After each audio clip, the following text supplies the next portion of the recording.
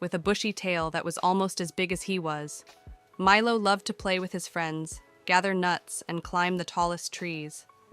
But, unlike his friends, Milo was a little afraid of the dark. Every night, he would hurry back to his cozy little nest in the tree trunk, where he felt safe.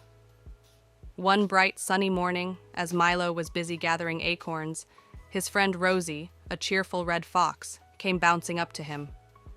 "Hi, Milo," Rosie said with a grin. "Did you hear? There's a special treasure hidden somewhere deep in the forest."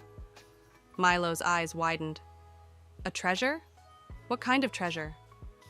"No one knows for sure," Rosie said, her tail wagging with excitement. "But they say it's something magical. Maybe it's a golden acorn or a glowing gem." Milo felt a little spark of excitement mixed with worry. The treasure sounded wonderful, but the deep forest was a bit scary, especially since he would have to go farther than he'd ever been before.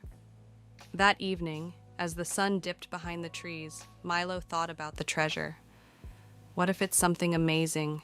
He wondered aloud. But what if it's too dark and scary?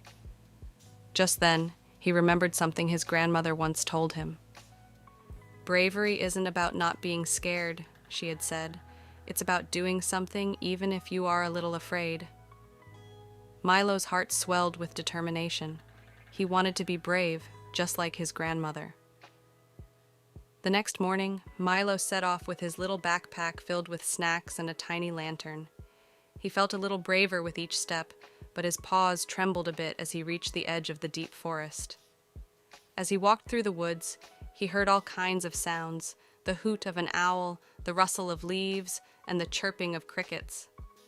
Soon Milo came upon his friend Benny the owl, perched on a low branch. "Benny," Milo called up, "have you heard about the treasure?" "Oh, yes," Benny hooted, flapping his wings. "It's said to be hidden in the old hollow tree at the heart of the forest. But be careful, not many have been there. It's dark and spooky." Milo gulped but nodded bravely. "Thanks, Benny. I'll be careful." As he walked deeper into the forest, Milo noticed that it was getting darker. The trees were taller and their branches were twisted, casting long, spooky shadows. Milo held his tiny lantern up, and the soft glow made him feel a bit better. Suddenly, he heard a strange noise, a soft whoosh, like the sound of wind. Milo's heart started to beat faster. He stopped and looked around, but saw nothing but shadows. He took a deep breath, remembering his grandmother's words. Just then, his friend Ella the bunny hopped out from behind a bush, startling Milo. "Oh, Ella, you scared me," he said, holding his chest. Ella giggled. "Sorry, Milo. Are you looking for the treasure too?" Milo nodded, his fear slowly fading with a friend by his side. "I am. Want to come with me?" "Of course," Ella ditto. "It'll be an adventure." Together, Milo and Ella walked through the forest, their lantern lighting the way. They saw strange mushrooms, heard the croak of frogs, and even spotted a family of fireflies dancing in the air, lighting up the dark woods like tiny stars. The deeper they went, the more magical the forest seemed.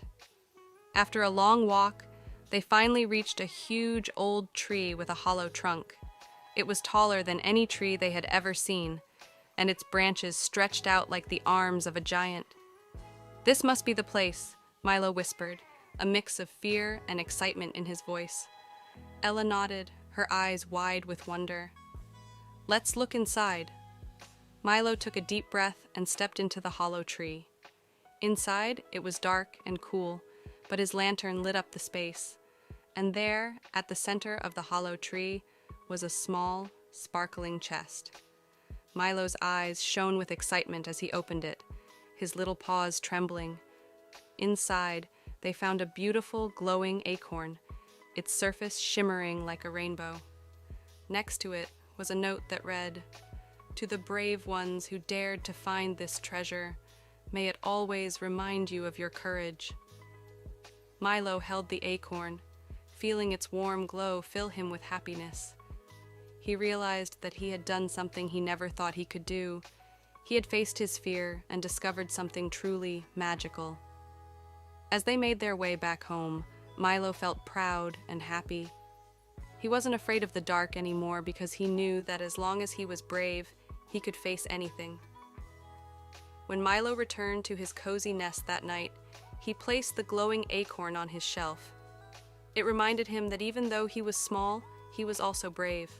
And from that day on, Milo was known as Milo the Brave throughout the forest. The end.